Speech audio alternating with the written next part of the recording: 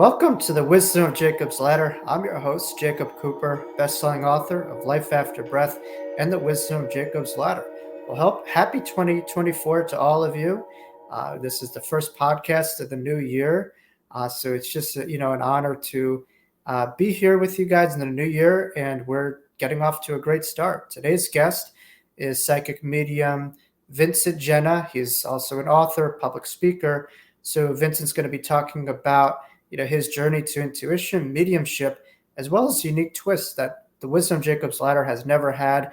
And he's going to be discussing extraterrestrials, UFOs, whatever you want to call it, and their significance in his life and all of our lives. So this is a show that you really want to buckle up for. It's a unique perspective in twist. And Vincent is a real powerhouse, and he's got tremendous energy and information that he's going to really rock our socks off here. So without further ado, we welcome Vincent Genna here on the Wisdom of Jacob's Ladder. Vincent Genna, my good friend, thank you for being my guest here on the Wisdom of Jacob's Ladder. First of all, Happy New Year. And I am so proud of your work. You're making just such a profound impact. You're a real star. But really, I thank you for coming on here. So how have you been, my man? I've been doing great, and thank you for having me here. And a happy new year to you, Jacob. I mean, it's been fabulous already to begin the year like this. I love that. Yeah. So thank you for having me. No, Vincent, a real honor. So for my viewers who haven't really, heard of your work, they may be under a rock for quite some time as you're making quite a splash here. But tell us a little bit about your background, because to me it's fascinating and very eclectic, and you've seen so many different things, and you've got your hands in so many different fields. But for the time that we have here, if that is possible, maybe tell us a little bit about your current work that you're doing, and what kind of jump started the man that you are today. Well, I was never a psychic, nor was I interested in that. I thought they were all the loony people from California. You know what I mean? This is like this with the palms up on the side, Sister Sarah, Right. And so, but it was my 10-year high school reunion, and my once enemy, who used to cause all the torment that I went through in school, because I was the bullied one, he actually befriended me at the reunion because I had just finished doing the movie Grease with John Travolta and Olivia Newton-John. I was a professional singer, actor, and dancer in my early part of my life. Yeah. And so at this reunion, he comes up to me, and I just naturally just took him in also, and he became a really close friend. Wow. But his life was falling apart. It was in total chaos, but he wasn't telling anybody. I just knew, and I don't know how I knew. Back then I didn't know. Now I know how I knew. So yeah, I knew how I know. I know how I knew back then. Yeah, I knew it. So that's what happens when you're a psychic. You don't know whether you knew or you know. And so what happened was I just had the need to try to help him. So after spending a weekend with him, we were driving home, my wife and I am crying out to God, you've got to help me. You've got to give me the ability to help this guy. And all of a sudden, within a couple of weeks of that cry out, it was just like a Steven Spielberg movie. I had this epic stuff, paranormal stuff going on, being introduced to psychics, then spirits being in my house, and then me being able to tell somebody's past, present, and future, reading minds. Wow. Then started seeing dead people, and it's just started to roll, just like it was a down the hill roll. Everything kept happening to me, and things kept opening up. And in the beginning, I resisted it because, like I said, what was I supposed to put up a palm and say, Cousin Vinny? Like the movie next to Sister Sarah. I don't think so. But it just started to come on me stronger and stronger and stronger. Eventually, I had to give into it. And as I gave into it, I was able to do more with it. And I found myself being able to counsel people and help people. And then in 1992, I was in an automobile accident, and I was not able to do the work that I was doing at the time. And I decided to go back to school and get my psychotherapy degree because I was already getting in the minds of people with my psychic stuff. So I went back to school to get the degree, and that way, when I'm in the mind, I'm not going to damage it in any way. So that's what I did, and I got my BA in psychology and my master's in clinical social work. So yes, right now you can say that I'm both psychic and psycho. Therapist. Therapist, that is. And it led me till today, and it just kept getting stronger and stronger. And then I was introduced to talking with animals, and I started speaking with animals and understanding what their needs were and helping them. I even spoke with Coco, the gorilla that did sign language, a famous gorilla back a couple of years ago. She died, actually. And I was able to get into her mind and help her out a bit. It was just amazing. And then more recently, it's been our friends from deep space, the extraterrestrials, that opened up to me and started talking to me because they wanted me to help educate people as to why they're really coming here. So it's just been an unbelievable journey. And when I look back on it, I'm like, all because I said I wanted the ability to help people. And now I'm thrilled with that ability. So I'm no longer a full-time professional actor, even though every so often I'll do a show. But I am now a full-time professional psychic therapist and spiritual teacher, and of course, author. So that's how it all began and where I am now. Wow. Woo. What a journey, my friend. I know. I need a vodka. Well, Vincent, I have to ask you. I heard Wayne Dyer once when I think he had maybe like a father who might have been abusive to him or stuff like that, and then he went to his cemetery, pulled off the side of the road, and just started, crying and sobbing. Was eventually able to forgive that man. And once he did, it seemed like, everything opened up for him in his life and his career to a degree, or at least it took on a whole new form. It seems like that was a lot of what happened to you, where you were able to not only forgive this bully, but help him. And I'm wondering, was that a catalyst, to open up your gift? It's the way you're putting it there, forgiving, the word forgiving. It never entered my mind that I had to forgive anybody. Now, that was my school career, being bullied constantly, chased home, beat up, shoved in lockers, head flushed on toilets, peed on, spit on. Wow. But then when I got home, my mother had a lot of mental pathologies because she was sexually molested by her brother until she was 13 years old. So she took out her mental pathologies on my brother and I. So I used to get beat at home for the slightest little thing, or at least emotionally abused. So, and then let's throw on top of it some sexual abuse that I went through by my babysitter until I was 13 years old, and the parish priest, of course. Let's just throw that all in on there. And so when you say forgiveness, it would seem like there was a lot of people that I had to forgive. But I guess when I look back, Jacob, I just kept thinking that maybe it was me. Maybe there was something wrong with me. Maybe I deserved this. And then when I started to mature, and then they started to mature, there was a different desire inside of me, because I had a different knowing about them. These were people, these were kids who were tormented themselves in their youth. They had alcoholic parents. They had parents who used to beat them. And so something just came over me. Now I know what it was. It was my intuition back then was part of it. And so I knew that they came from a place of torment themselves. So I couldn't hold anything against them, including my parents. So I was abused completely by my mother and my father. My father used to beat me all the time. But my wife and I built a home to move my parents in so that I can take care of them until they passed. And I knew I was not going to link with their human minds. It didn't matter. My mother had Alzheimer's. My father had dementia.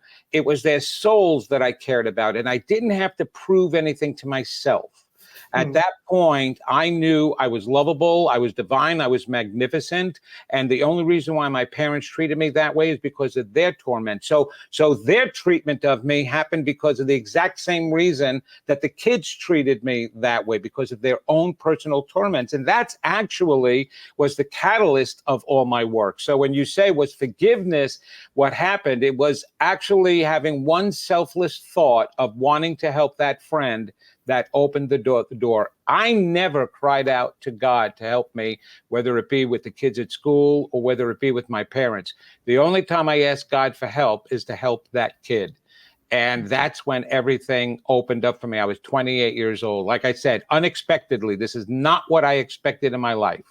And so forgiveness, my heart was already open, and I don't know why. I would say if I had to put a title to that. It was a knowing that I had inside of me to start with, like I said, and that just kept me from needing to forgive them. I understood them. I understood them all, including my parents. It seems like, Don Miguel Ruiz speaks about one of the 4 agreements, and one of those agreements is to not take things personally, and you're able to depersonalize a lot of this and understood that hurt people, that it wasn't about you, that it more so was about a lot of the pain and suffering that they're going through. And on a macro and micro level, if more people could understand that, who knows what healing could happen.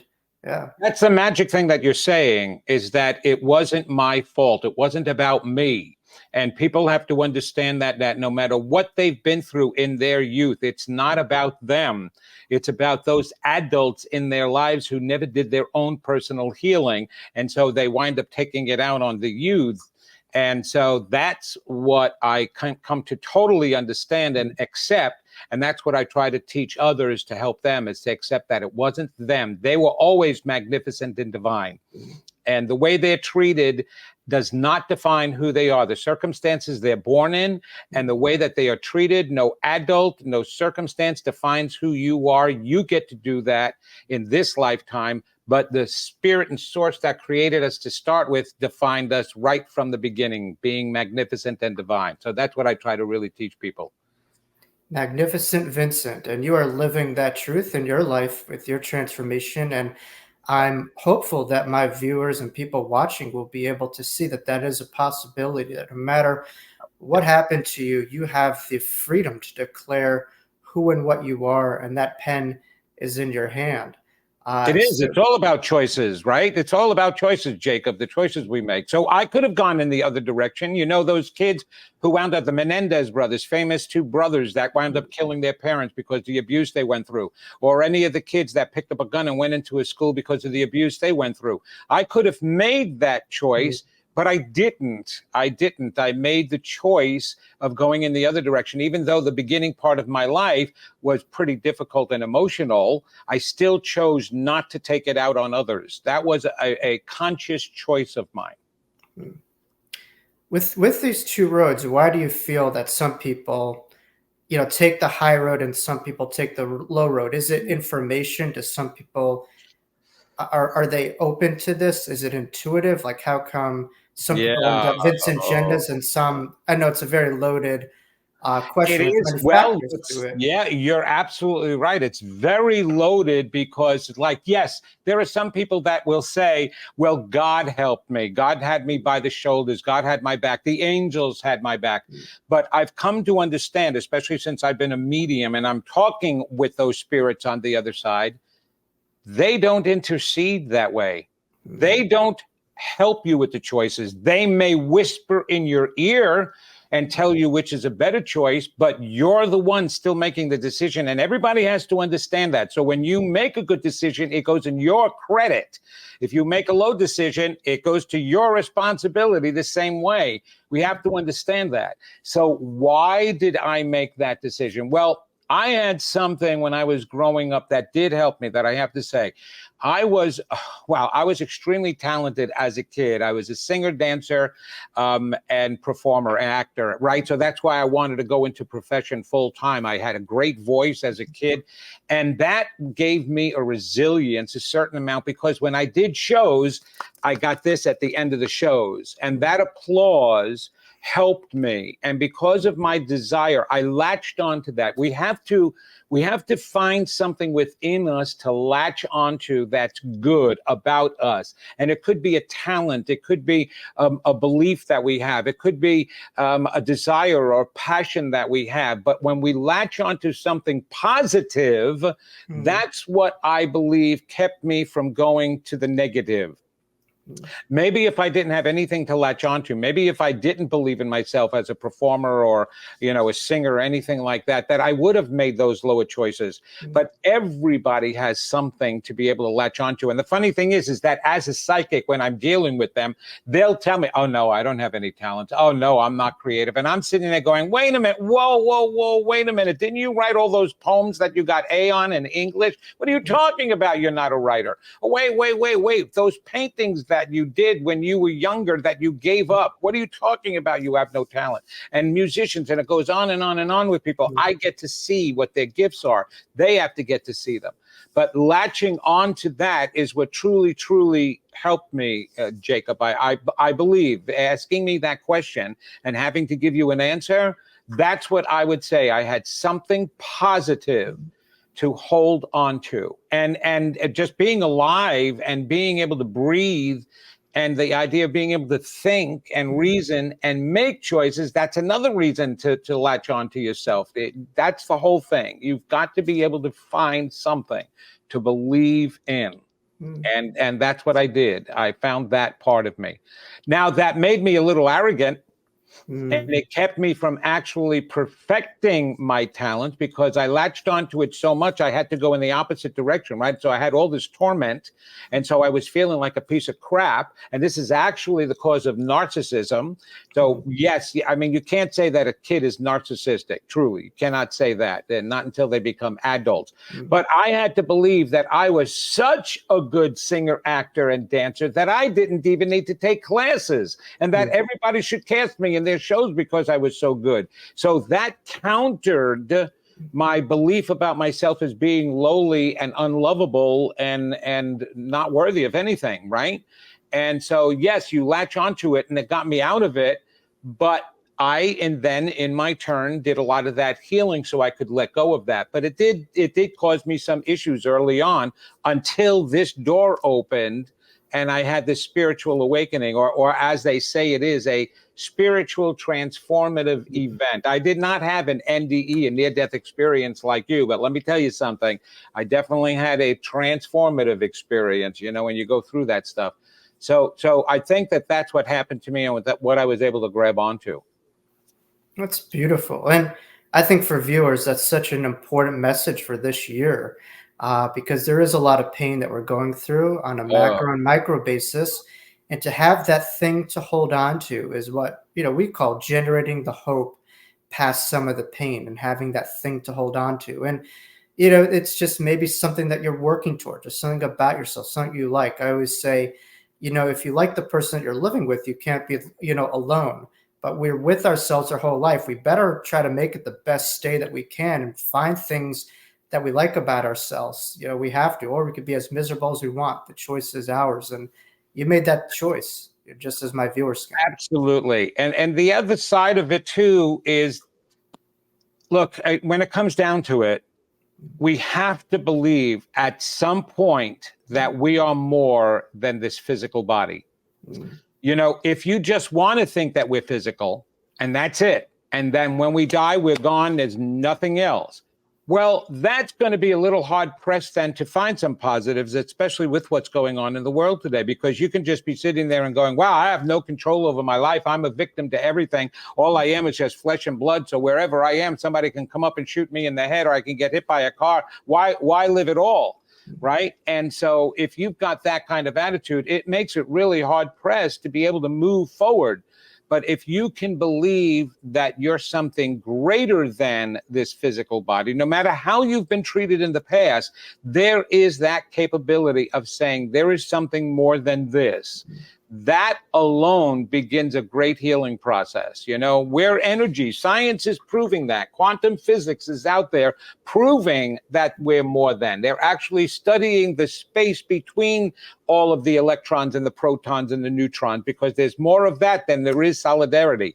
And so they're checking on that and studying that and showing that we're energies having a physical experience, right? And so once you can latch onto a belief like that, I don't care if you don't want to call it God, or you don't want to call it, spirits and angels and all of that stuff, whatever you call it, I don't believe in atheists and agnostics. I believe that the only thing that they're atheistic towards is the definition that they've heard. They've only heard the way people have been defining what God is through religions and stuff like that. And I don't believe in God based on that. I don't even. I used to tell them at 13 years old, I was an altar boy, which was one of the reasons why I also got sexually molested. But I was there and I would argue with the priests, believe it or not. I would be arguing with them, telling them they're teaching God and about Jesus the wrong way. Now, I didn't know what they should be teaching, but I knew somehow, some way, oh no, whatever you're speaking here in church and you're teaching is wrong. It's wrong. It's wrong. Right? So there was a difference in me. And I was that arrogant anyway, that I would even tell a priest that you're wrong. My mother used to beat the crap out of me for that because she thought I was condemning the whole family to hell. But the point is that an agnostic and an atheist doesn't like what they've heard about God. And I don't blame them. No. And so, yes, based on the definition we've given, they don't believe. But that doesn't mean deep down that it's not in there already, because within everybody is that understanding. So I truly believe that you've got to grasp onto something more than this flesh. And you can either just cope in life. Look, you're a therapist. I was a therapist, right? You're a licensed clinical social worker. So was I, right? And what did we used to teach people? We used to teach them coping skills, because those who came to us with depression and anxiety and whatever other, mental disorder they had, or pathology that they had to learn coping skills to get through life. Well, that's a survival mechanism. But you're in this business right now, and I'm in this business, this metaphysical business, because we want to teach people more than just surviving. We want to teach them how to thrive and that they can thrive. Well, in order to do that, they have to believe in something different. So, Vincent, is this a part of the secret that's holding us back, you would say, like a big crux of your wonderful best-selling book? That we have to believe in, whether you call it light over darkness, the spark over, what's out there. We have to believe in the inside versus the outside more, you would say. Absolutely, Jay. Look, if we just define ourselves by what's going on in the world today, it's horrible.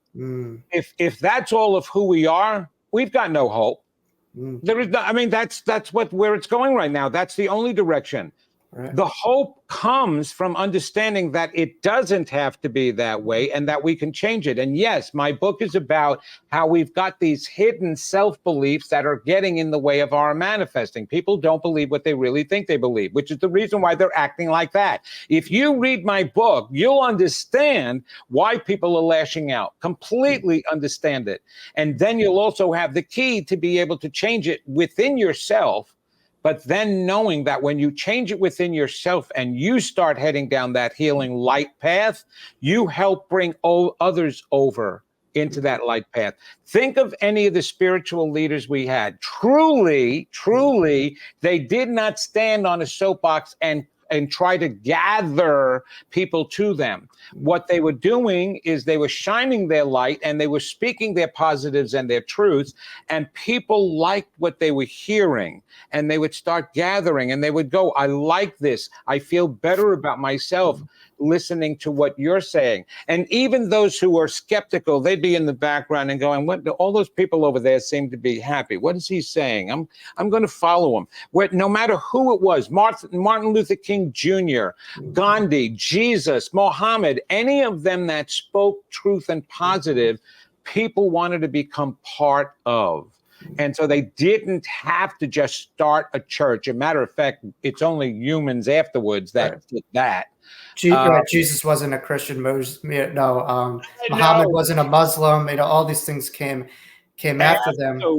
Of course it did. And I love it when especially since it was just Christmas, right? It's like Jesus wasn't Jewish, he was Christian. Well, there was a whole debate. They were saying is a he wasn't even Jewish. He was like a Palestinian. I'm like, no, he was a Jewish kid from He was the Middle East. Jewish. All these politicians were trying to reverse and rewrite history, but he was as Jewish as you get. Yeah. He was, oh, absolutely. A matter of fact, the Last Supper was Passover, and the ludicrous thing is that Christians don't even celebrate Passover, which Jesus did. They turn it into a mass, but that's not what Jesus did. He said, "Yeah, remember me," but he celebrated Passover, for goodness' sake. Yeah. So it's humankind that changes and interprets things the way they want to by choice, only because they fear. And they don't know how to go within to get to the truths. And that's why I wrote that book, too, to be able to get to the truth. You know, and it's so interesting to see how belief informs behavior, because you see a lot of fair weather people who are practicing their own faiths, and now they're just spiraling out of control. And I think what you're saying is so true, that we need a real strong foundation with what we do, that it's not just convenience, it's not just going to these yoga retreats and these fancy schmancy retreat centers. It is real, it is raw, and it is to be applied, you know, especially during this time, not to evade these times. It is to allow us to use now more so than ever. And it's a real indicator of how strong that foundation is with some of the behaviors that we're seeing when challenges bring themselves to the surface. Don't we talk about that just on our own, you know, not when we're doing a podcast like this. We talk about that, you and I. We see these practitioners that suppose it. It's really interesting because it goes all the way back into the Bible. It was actually written and said, I believe it was Jesus who gave a parable, and he said, there will be those who dress the part and look beautiful and say the right words. Right. But because they're not living those words and it's not in their heart, those words will fall by the wayside, including to those who heard those words. So in other words, what he was saying, and this is the truth, and why it's taking so long for people to open up and go on that spiritual journey, because sometimes the wrong people are teaching the material. So the material may be right, but if the speaker themselves are not following that path, that means that you may be hearing the right thing and you may try to apply it, but because the messenger was off track, those words are going to be unempowered, not empowered. And so, so things will not work for you because you heard it from the wrong place. And actually, it's one of the best ways to make sure you're hearing the right thing and that you're going to apply it the right way is, go out and listen. You've got somebody like you, Jacob, me here, right? You put this podcast out. You have incredible guests on here to be able to share that light. The whole reason for listening to these podcasts is not just so that you can say, oh, I'm going to follow him and do everything that he says because he's got the answer. No, it's to wake up what's inside of each of us already, to make it resonate, and then go and take your own answer and your own truth out and say, okay, this is part of me. This is what I do believe. And yes, sometimes you may have to filter some of it because there's extraneous stuff that you don't really need or necessarily want or desire or believe, and that's okay. The truth will still come out of you, but it has to come from you. Even if I'm saying the right thing, it must spark something inside of you so that you can bring it out of yourself. So getting the answer from somebody else is not the answer.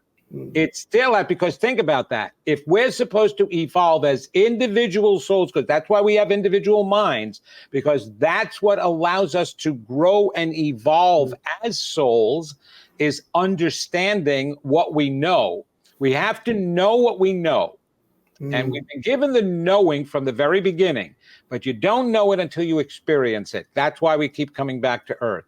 So you personally have to experience it for yourself before it becomes a truth for you, not just by listening to somebody. So you got all these practitioners who want to be heard, but they're not even following it. And people are being led astray and they're being hurt and they're taking them that much longer. And they'll go to these wonderful conferences and walk out feeling so high.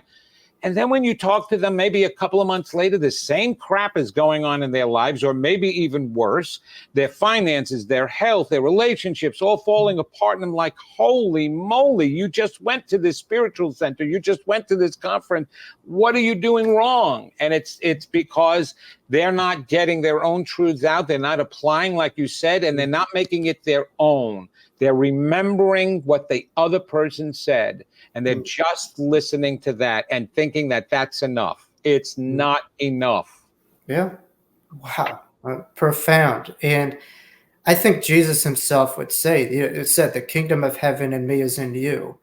And I think people really need to remember that as handsome as Vincent is, and some of my guests are, and as wonderful as they are, they have that same essence in them too. They have that same spark, and they need to remember, we're just kind of like car mechanics here, starting up your car. If it may be sputtering, but you got to drive the car. We can't drive it for you. We'll help guide as needed, but it's really to help people to tune into themselves. Not so much hang on every word that we say. It's really right. That's right. And if I may say something here, Jacob, because I find it fascinating, and your listeners have to understand this for a moment. You just quoted Jesus, and you're Jewish, right? And supposedly in Judaism, we're not supposed to be paying attention to Jesus or anything like that. And in Catholicism, I'm not supposed to be paying attention to you, right? But when you gather everything together and you see it through the right eyes, you understand what it was all about. It wasn't about believing in. There's the biggest mistake about Jesus and why it's gone off track, and any of those spiritual leaders. Jesus would have never said, if you believe in me, that's all you have to do, and you can get into the kingdom of heaven. That's it. You're done. Just believe in me. He didn't say that. He said, believe in my way. I'm trying to remind you who you are. That's why he came to earth, to remind us who we were, not who he was. And we put all the big deal around him and the emphasis around him because we didn't want to believe that we were lights. We didn't want to believe that we could heal ourselves and maybe heal other people, or that we could move a mountain. We certainly didn't want to believe that. That's why we invented dynamite. And so that the whole point was we turned him into the only living God because we didn't want to believe that we were that way too. And here you have enlightened people, both coming from a Jewish background, coming from a Christian background, of course, and being able to still say things that were important. Yes, the kingdom of heaven is within you. And by the way, when you get to the other side, I'm a medium. I talk with them. It doesn't instantaneously get better just because you cross over. You bring some of your issues with you until you can grow and evolve over there as well. And so it's all about growth. It's all about understanding our magnificence, whether it be here or whether it be there. But we can create it here because that kingdom is within us. That was the whole point. So true. And I think if we get away of ego and just territory, I mean, religion just become almost one big gang, with the Crips, and, it's really one big gang territory. And really, they're all basically saying the same stuff, just different styles to a degree. And I think, to me, it's just many paths up to the mountain that you could, if more people were to be able to open to different information and take the ego away, we really have a different world. But again, it's that ambassadorship of all that Jesus was saying that we need to do, because religions just wait for that savior instead of shining their own lights, tuning within and creating a different world, instead of holding their breath for that savior to come in, or hold their breath for us to get to heaven. Now recognizing that we not only could have it, but we have that part of us in this life. You're sounding now like I didn't meet him personally, but I know about him. Swami Satchidananda. Swami Satchidananda is the Swami who you always see in the Woodstock pictures, the Swami who was doing meditation before the concerts. That's Swami Satchidananda. He came over here to the United States. He actually opened up an ashram right on the border of Virginia and North Carolina. And my wife and I actually visited there for an entire weekend. And what was wonderful about it is he created the Lotus Temple, because his belief was that every religion by itself was wrong. But if you put them all together, you've got the answer and the truth of life. So he created this temple that had an altar for each religion, right? And then in the center was a main altar, and there was light beams coming out of each of the altars, meeting in the center and coming down to the center altar, as if to say, you pull this all together, pull the light from each of these religions together, you'll get the real truth. But we know, look, as a social worker, Jacob, how many agencies do you know that social workers created for themselves? You can go into micro practice or macro practice, right? You can go into being a counselor or wanting to start an agency. And when I went to school and graduated over here at UNC Chapel Hill School of Social Work, all you heard was, oh yeah, I'm going into macro practice. I'm going to start a new agency. A new agency? We need another piece of the pie to take away some of the money for support. What do you think? Your one agency is going to have all the answers? How about we pull all the agencies together? And you might be able to help mental health. You know, all these mental health issues are really bugging the crap out of me, and I'll tell you why. All right? That's all I hear about it. There has been mental health concerns since the advent of psychiatry and psychology, which was back in the early 40s and even earlier than that, right? And we still have issues trying to get people mental health help. Why? Because there's too many friggin' separated agencies trying to do it. There's a lot of fragmentation. Total fragmentation. And what is going on in the United States? We see nothing but fragmentation. We see fragmentation amongst the citizens in one town. We see fragmentation in our politics. We see fragmentations in the whole society, and fragmentations in religion, and now fragmentations even in trying to take care of mental health. And nobody is getting the clue that fragmentation is diluting and thinning out everything. It coming together is going to be the only answer. I mean, how many pieces can you divide $1,000 into? So think of the money that has been allotted by the government to help these agencies, and now divide that money into 1,000. I mean, that's ridiculous. So we have to pull it together. That's why Swami Satchidananda and people like that, and people like you and me trying to pull this stuff together, it makes sense to be able to do that, because that's where the power is in unity. And I don't mean to keep talking like this, but I keep thinking of something. Again, I'm going to take you back to the Bible, because it's ancient words, right? And interpreted the right way, you get a different message. It's actually Psalm 132, I believe it is about God saying, I put you on the earth together to experience unity. Unity. And a matter of fact, it was that understanding that brought people together to create what? The United States. We're supposed to be an example of that unity. The unity of what? Our brothers and sisters of all shapes, colors, orientations, designs, everything. That's what we're supposed to be an example of. And even we are fragmented all over the place and having to fight unbelievable things. But unity, we're meant to experience unity. How do you experience unity? In separation? No, that's the opposite of unity. You experience it by coming together, and you eliminate the fragmentation. So I just had to get that in. Oh, it's a very powerful point. You know, in my NDE, and I appreciate what you're saying, because it's so true. I had it in a playground, and I was just a child in a playground. And you think of that saying, we're all just children in God's playground. You're here to be a brothers and sisters keeper. I don't think it was by randomness that it happened at a playground. It was a lesson for hopefully people who hear the story that I experienced, that to stop seeing other people outside yourself and start to see this concept you're calling about, unity conscious, we consciousness, how someone else is not outside yourselves. And hopefully, whether we're going through COVID the last couple of years, to see that we all have, pain, and it's not something that one person has, we all have it but hopefully Right. that would unite us all. But it seems like a lot of these opportunities have, unfortunately, some people it's been more united, but a lot of people, based on their foundations, have contributed to more foundations. So yeah, I mean, when the winds are the strongest, that's when our foundation needs to be the most solid, as JC said. So it's interesting how we're having like a together.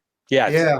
So Vincent, I wanted to ask you, you had a profound I think people think of you as psychic medium, and I think you're excellent at both, as well as author, inspirational speaker.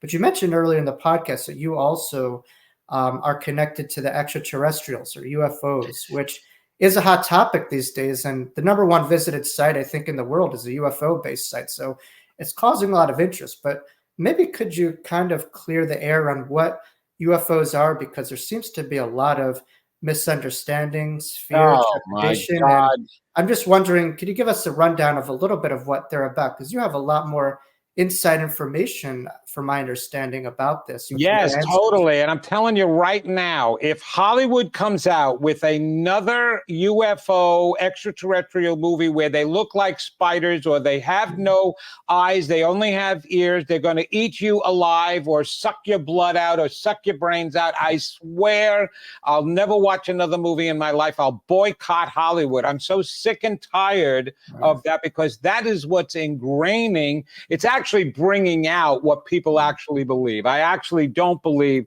that Hollywood causes you to think this way. They're doing movies based on what people believe and what they're going to enjoy, right? So they love that horrible monster appearance.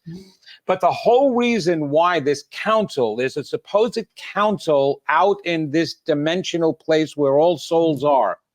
And the council is made up of souls, spirits. They're in spirit. They're not incarnate. They're in spirit, from different universes, including ours.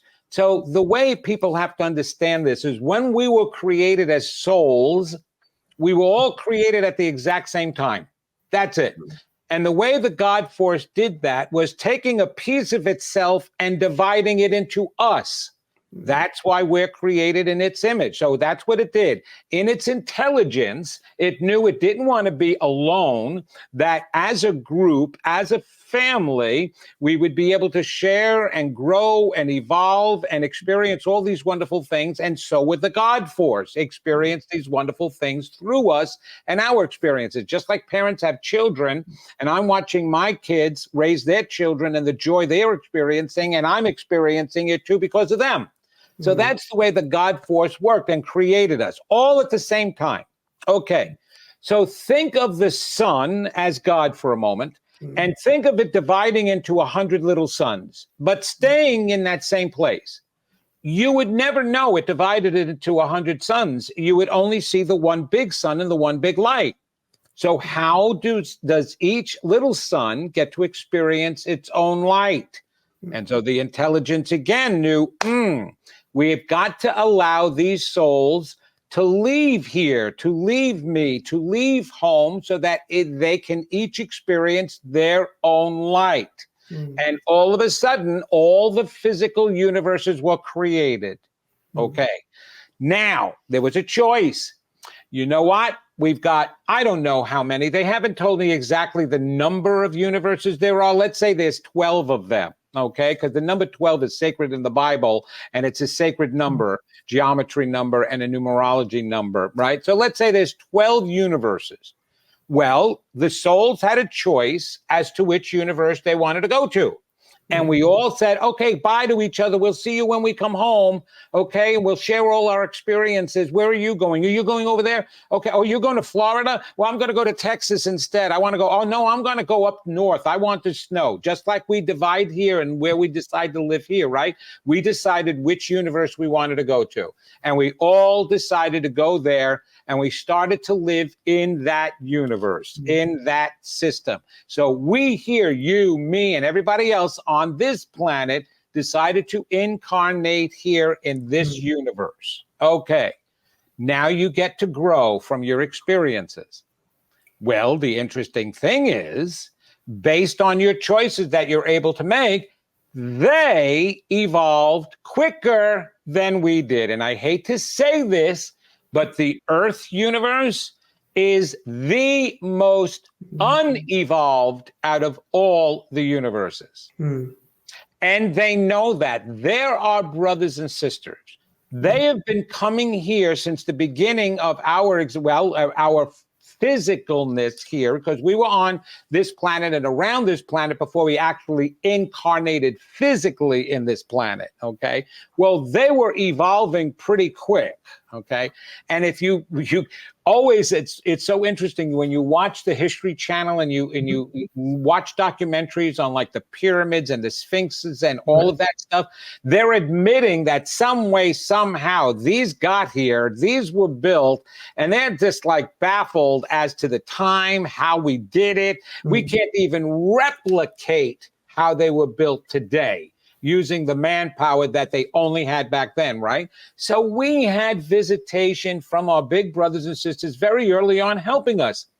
Think of it like this. You have a baby sister, a young sister, maybe a young brother, whatever. You're all going to school together. You're in high school. She's in elementary school, right? And you come home from school and the both of you are sitting at the kitchen table doing homework. Mom's making dinner, right? And your little sister is doing math. And you're looking over and going, honey, the answer to number 4 is 10. Oh, thank you. And she writes 10 in there, right? And what does mom say? Jacob, leave your little sister alone. She has to learn math by herself, just like you did. You helping her isn't really helping her. So leave her alone. Well, that's exactly happened with us. So our brothers and sisters came here, started helping us out. And then the big guns and those that council that started to be formed right away said, hey, you can't keep going down there and helping those earthlings. They've got to learn on their own, right? And so all of a sudden, the visitation stopped or slowed down. But what do we do when we're doing that homework, right? Mom goes to the bathroom. The answer to number 7 is 6. We sneak in the help, right? Okay, well, that's what they did. They started sneaking around. Well, watching us go down a slippery slope because we were not evolving. We were creating diseases quicker than our body could evolve to handle those diseases. So they started coming back again, going, look, Mom, Dad, I don't care. We got to go help them. Otherwise, they're in trouble. And so they were making their appearances more. They started to take some humans so that they can get their genetics out of them, so that they can study them, so that they can put in other genetics. A matter of fact, it is said, and there are some theorists now, I know Greg Braden, as an anthropologist, has done this study that has shown that the Neanderthal DNA strand that we supposedly were from the beginning was spliced by somebody and has a new part. So part of the DNA is the same as the Neanderthal, but the rest of the DNA is a completely new strand that created modern man 11,000 years ago. So who did that? Our brothers and sisters did that, because if we stayed hunched over, if we stayed as Neanderthals, oh my gosh, Jacob, we are so antiquated right now with some of our attitudes and beliefs towards each other. Could you imagine if we were still Neanderthal back then? And the proof of this is if you get your DNA tested, like by 23andMe or Ancestry.com, they will tell you if you have part Neanderthal genes in you or modern man in you or both. Wow. So they separate the DNA strands even themselves because they know they're 2 different strands. So yes, we're getting visitations now because look at the trouble we're in. Look at how we're dying all over the place from diseases. I was a hospice social worker, and I had clients that were dying of cancer under the pinky fingernail. That's where it started, under the pinky fingernail, and it metastasized everywhere. So they're trying to help us. That's why they're here, and they started talking to me so that I can help educate people towards that. They will not suck out your brains. There is no such thing as a Palladian that is going to kill you or possess you or abduct you for no reason at all. I'm telling you, that just doesn't exist. And there's no reptilians here either. For God's sakes, aliens would never have sex with a crocodile. Oh my God. So you would say they work in a way similarly to an angel in a way. They're just a highly evolved being and just kind of here to help us, much like the angelic realm. And it's just funny how the world, based on our beliefs, will look at an angel with tremendous amount of respect, but they'll look at a UFO with such a deviant, fear-based. Exactly, because they want to believe, humans need to believe that there's something evil here, so that way they have something to blame about the misery in their own lives. Well, I was possessed, or there's definitely evil beings out there that are out to hurt us. No, there are not. Even Albert Einstein said, and he believed in aliens, and he said, in order for an alien to escape its universe and come to ours, that alien would have to have command of spiritual principles. And so he knew that all the aliens visiting us were highly evolved spiritual beings trying to help us. He knew that from way back then. And so, but we don't want to accept that today. We would rather just believe that there are these groups of beings and people, right? We believe that of each other, right? That are going to hurt us. So we define everything else by our own actions. And it's not true. There are beings that can act better than us and are more advanced than us. I have a friend, very close friend, who is very documented in the UFO field. And he gets light beings. He calls them the angels. And he gets orbs coming to him. And what they are aliens in spirit. Okay. And many people are starting to see these light orbs coming out of the sky around them. And just understand, just like us, is either physical incarnate or we're in spirit when we leave our bodies. Well, that's the exact same thing as our alien brothers and sisters. And they're physical as well as in spirit. And both of them are coming down to help us here. So we're getting all the help that we can get.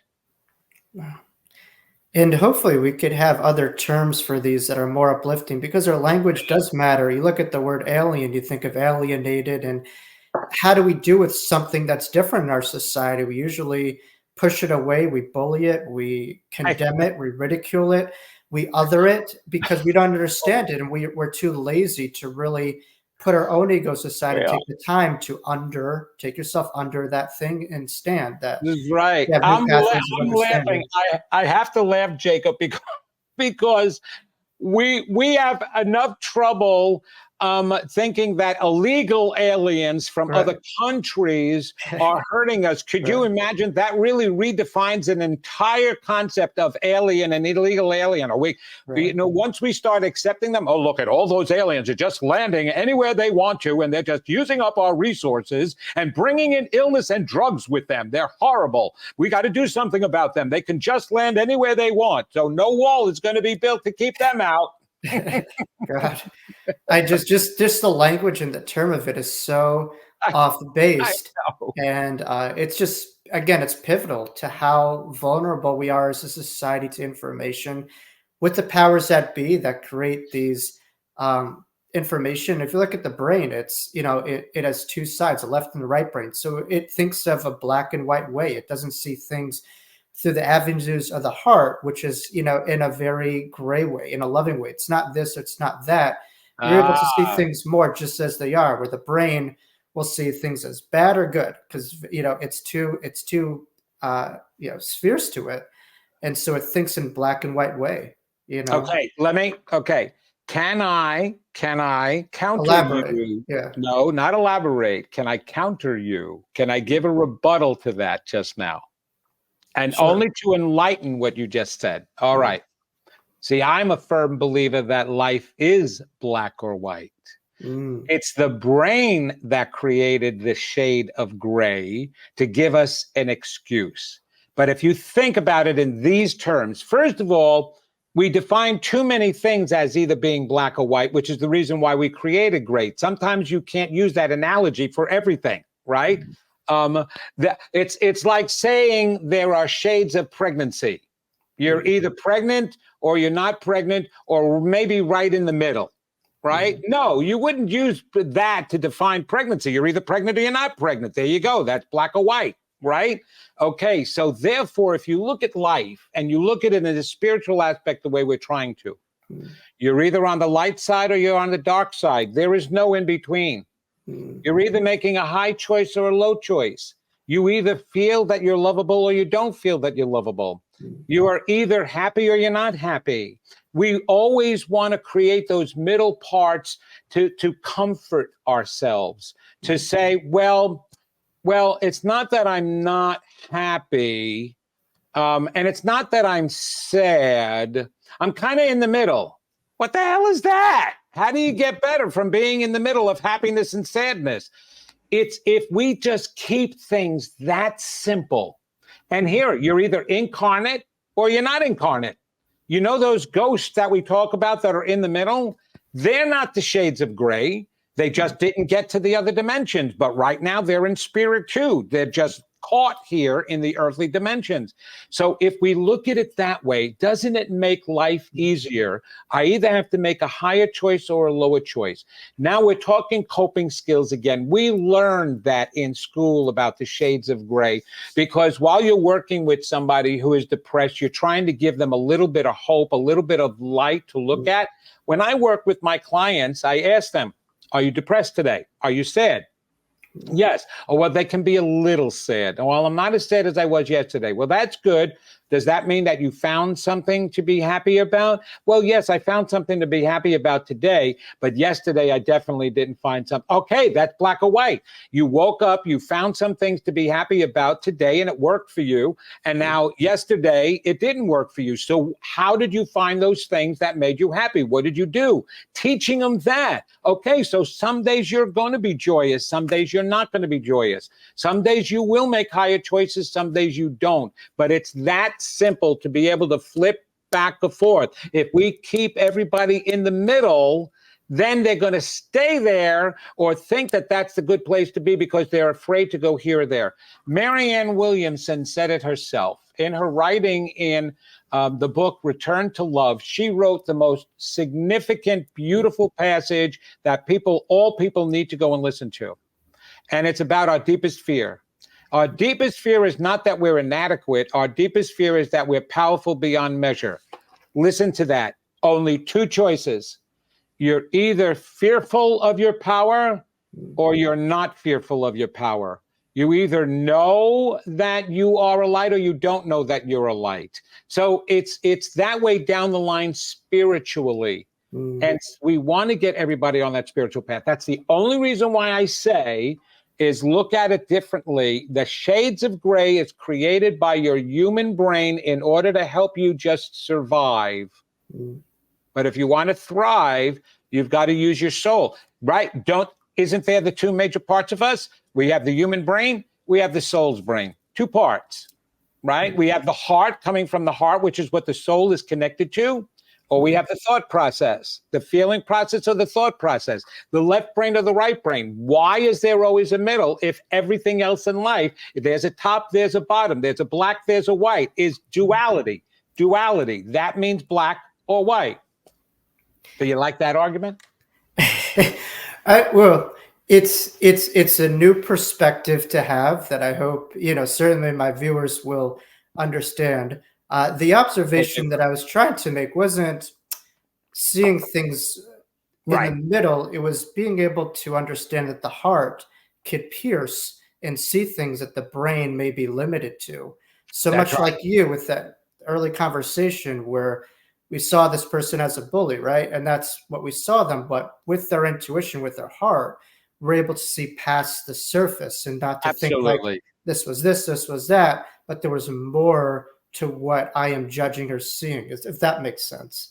Oh, totally makes sense. And it's interesting, bringing up the heart. There is heart math, which is a new science that these beings, I know the people that have been working on that, and global coherence based on heart math. They are finding, and they found There are 40,000 cells in the human heart that are the same cells in the thinking part of the brain, the reasoning thinking part of the brain. So it's leading them to believe that the heart has its own mind. Yes, it does. And that mind can be labeled as the soul. It's the soul's mind. That's what resides in your heart. That's where we talk about the channel being, as long as the channel is open, you get intuition through your heart. Yes, it comes in your adrenals, which is right below your heart chakra, but then it moves right up. It's connected right to the heart part when you start listening to it. You bring it up from the intuitive gut feeling, and it lands in the heart so that you can understand it, which is the reason why you always go with your heart. People think going with the heart means going with your emotions. No, your emotions are created by your left brain thinking and not by you feel it. You may feel your emotions in your heart, heartache, sadness, right? We can feel it here. As well as below, butterflies in the stomach, all of those things, but they're all created by your thought process. That's not where you want to make your decisions from. You want to make your decisions from your soul's mind or your heart's mind, shall we say now.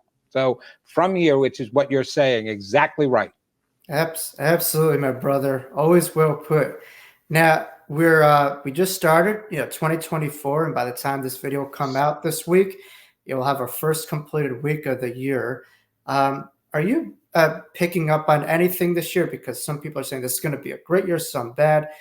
Anything that you're getting, and how could we create our own years? Because some of this is in our influence or out of our influence. I'm wondering if there's anything you're picking up on, any messages that people have as we usher in this year right now. It's, my popularity has gone so far, and I always talk to my wife about saying, it's going to take me longer to get out there in the world because I'm going to be telling it like it is. As a matter of fact, that's what I'm called, to tell it like it is, psychic. All right. Yes. There are those supposed luminaries that always paint the pretty picture that everybody wants to see. So they become more popular. Right? Is I want to hear all these pretty words, so I'm going to listen to this person over here. Oh, he over here, he's so negative. I don't want to listen to that. In order for us to heal, you need to see what needs to be healed. And in order to see what needs to be healed, that has to be spoken. It has to be said. So yes, I speak what needs to be healed. Here is the thing. 2024 is not going to be a great year. Please, people, have some common sense. In the United States alone, what do we have going on this year? An election, a horrible election. It's already started, right? With the people, with the representatives going after each other. That is nothing but negative. We're going to have that all year until November. And God knows what's going to happen in November. Well, guess what? Like I said, whatever happens individually or accumulatively, like a society, spreads everywhere else around the world. You still got bombing going on. They're not turning around and saying, you know what? We bombed Israel enough. Let's stop now. Let's make friends again. That way we can play baseball together. Or over in Russia and the Ukraine. Oh, I changed my mind. I don't want Ukraine or land. I don't want that oil. Forget it. Let's stop. Let's help build them up again. That's not going to happen. So none of that is stopping. So how is this going to be a great year? Yes. You can make it a great year for yourself, which, by the way, is then part of the healing. It all starts individually, which is why we're having individual experiences. We were created individually for a purpose, because even though we are linked together, your brothers and sisters are everyone. And just the same as we help to create the devastation that's going on over there because we're part of it. Think of the chaos that goes inside of each individual, right? Think of how many times, your listeners right now, think of how many times you've criticized yourself. How many times did you put yourself down? How many times did you not love yourself? How many times did you say, I'm not good enough, I'm not smart enough? How many times? And don't sit there and try to convince me that you think you're lovable, magnificent, and divine, not unless you read my book and you did the work. Then maybe you might do that. But You're sitting there condemning yourselves. I know it. I'm psychic. I do this work with you 24/7, every single day of the week. I'm talking to somebody. So you've created your own battle within yourself. And now you're shocked that you see the battle externalized.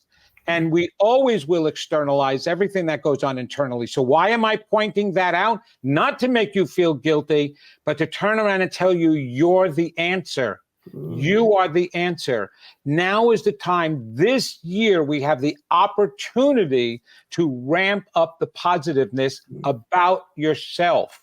You know, when you want to do an act of kindness, start with an act of kindness for you, because it will allow you to extend that out onto somebody else. So do some meditation. Go and read a self-help book, a spiritual book. Take a class that helps to improve you and make you feel better about yourself. I have a mantra that I've written in my book that everybody needs to hold on to. And that mantra is, I love myself so much. I'm going to do whatever I need to do to experience my greatest existence here because I deserve it. And as you do that, you are feeding into the positive energy pool that, believe it or not, is reaching all the way over to Russia and Putin, and reaching all the way over to Hamas and those people over there, and to the Israelis, right? You don't understand how we're connected that way. When you take a breath, you are breathing in the same oxygen that's over at Japan. That may be scented differently, and they may have some different stuff at their end, but it's the same oxygen. You don't have your own separate oxygen on this planet. You don't have your own separate sky on this planet. It is all connected. Therefore, so is our energy. So is the way to be able to reach others, by healing yourself. And the more positive you become, the more you wind up consciously wanting to do for others. Go and do those acts of kindness, but tell that person the reason why you're doing it is because you care. And when you say that and feel that and know that, you are healing everybody else. That's what truly, if you want to pray, that's what prayer is all about, is focusing your intention and your power. And if we're all working on that this year, and start now, today, working on it, you have a chance and an opportunity to heal this world and stop everything. And if you don't believe me, try it.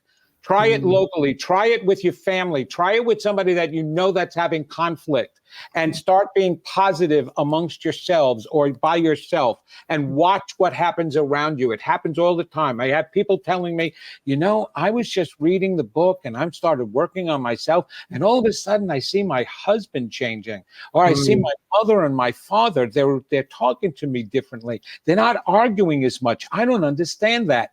I do. That's why I'm teaching it. What you do for yourself, you're doing for the world. And that's the message that I want to leave everybody with. Yes, crap is going on. So turbocharge it, because we're going to need it this year for sure. And we can do something about it. So you see, I'm not leaving it as a negative, but I'm certainly pointing it out. We have the opportunity of changing this year. Now, it will take the whole year to turn everything around. All right. It's not going to happen overnight. You know, when Jesus said, all you need is the faith of a mustard seed, the size of a mustard seed, and you can move a mountain. He wasn't saying that because he thought we were going to be able to do it in this lifetime. He wanted us to know our potential and what we were capable of. So we may not be able to heal everything so perfectly, but we can start, and we need to start, because we've got to stop this crap. We're not that archaic. We're just acting that way. So that's what I have to leave you with in that.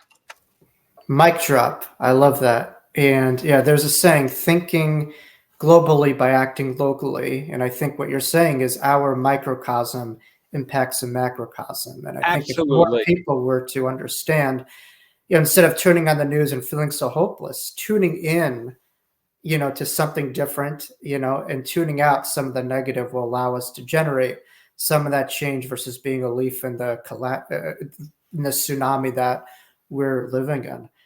So Vincent, you really dropped an immense amount of droplets of wisdom here. Endless. You are just a lightning rod of connectivity.